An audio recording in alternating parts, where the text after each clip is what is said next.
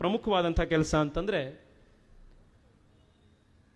ಮತಾಂತರವನ್ನ ನಾವು ವಿರೋಧಿಸುವಂಥದ್ದು. ಅದರಲ್ಲಿ ಎರಡು ಆಯಾಮ ಇದೆ. ನಮ್ಮಿಂದ ಯಾರೂ ಕೂಡ ಹೋಗಬಾರದು ಅನ್ನುವಂಥದ್ದು.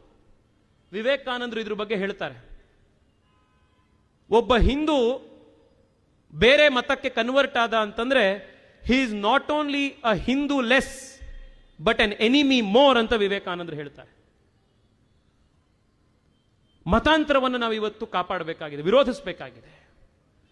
ನಮ್ಮ ಮನೆಯಲ್ಲಿ ಹೆಣ್ಣು ಮಕ್ಕಳುಗಳನ್ನ ಟಾರ್ಗೆಟ್ ಮಾಡಿ ಈ ಲವ್ ಜಿಹಾದ್ನಂಥ ಮತಾಂತರದ ಷಡ್ಯಂತ್ರಗಳಾಗ್ತಾ ಇರುವಂಥದ್ದು ನಾವು ನೋಡಿದ್ದೀವಿ. ಮನೆಯಲ್ಲಿ ನಮ್ಮ ಹೆಣ್ಣು ಮಕ್ಕಳಿಗೆ ಆ ಜಾಗೃತಿ ತೋರಿಸಬೇಕಾಗಿದೆ, ಅವ್ರಿಗೆ ಏನು ಸಮಾಜದಲ್ಲಿ ನಡೀತಾ ಇದೆ ಅನ್ನೋದನ್ನು ತಿಳಿಸಬೇಕಾಗಿದೆ. ಮತಾಂತರವನ್ನು ನಾವು ವಿರೋಧಿಸಬೇಕಾಗಿದೆ. ಕಾರಣ ಯಾಕೆ ಅಂತಂದ್ರೆ ನಾವು ಜನರನ್ನು ಕಳ್ಕೊಂಡ್ರೆ ದೇವರು ದೇವಸ್ಥಾನ ಏನು ಉಳಿಯೋದೇ ಇಲ್ಲ.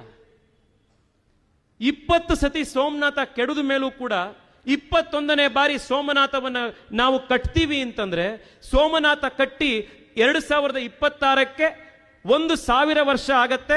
1000 ವರ್ಷ ಆದ್ಮೇಲೂ ಕೂಡ ಈ ದೇಶದ ಒಬ್ಬ ಹಿಂದೂ ಪ್ರಧಾನಿ ಹೆಮ್ಮೆಯಿಂದ ಅಲ್ಲಿಗೆ ಹೋಗಿ 1000 ವರ್ಷದ ಆಚರಣೆಯನ್ನು ಮಾಡ್ತಾರೆ ಅಂತಂದ್ರೆ ಹಿಂದೂಗಳು ಉಳಿದಿದ್ದಾರೆ ಅನ್ನೋ ಕಾರಣಕ್ಕೋಸ್ಕರ.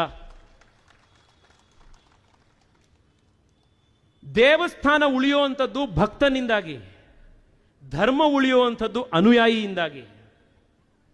ಸೋಮನಾಥ ದೇವಸ್ಥಾನ ಪ್ರತಿ ಬಾರಿ ಬಿದ್ದಾಗ್ಲೂ ಕೂಡ ಅದನ್ನ ಮತ್ತೆ ಕಟ್ಟಿದ್ದು ಭಕ್ತ. ಹಿಂದೂಗಳನ್ನ ಸಂಖ್ಯೆಯಲ್ಲಿ ನಾವು ಉಳಿಸ್ಕೊಳ್ಬೇಕಾಗಿದೆ, ಮತಾಂತರವನ್ನು ವಿರೋಧ ಮಾಡಬೇಕಾಗಿದೆ. ಜೊತೆಗೆ ಯಾರ್ಯಾರು ವಾಪಸ್ಸು ಮಾತೃಧರ್ಮಕ್ಕೆ ಬರೋದಕ್ಕೆ ಬರ್ತಾರೋ ಅವರನ್ನು ಕೂಡ ಎರಡೂ ಕೈಯನ್ನು ಆಲಂಘನೆ ಮಾಡಿ ಅವರನ್ನು ಮತ್ತೆ ಮಾತೃಧರ್ಮಕ್ಕೆ ಕರ್ಕೊಂಡು ಬರಬೇಕಾಗಿರುವಂತಹ ಕೆಲಸವೂ ಕೂಡ ಆಗಬೇಕಾಗಿದೆ. ಹಿಂದೂ ಸಮಾಜವಾಗಿ ಸಾಮಾಜಿಕವಾಗಿ ನಾವು ಮಾಡಬೇಕಾಗಿರುವಂತಹ ಈ ಕೆಲಸಗಳಿದೆ. ಅದರ ಜೊತೆಗೆ ಕಡೆಯದಾಗಿ ಬೇರೆ ಮತಗಳಲ್ಲಿ they are a self contained political system.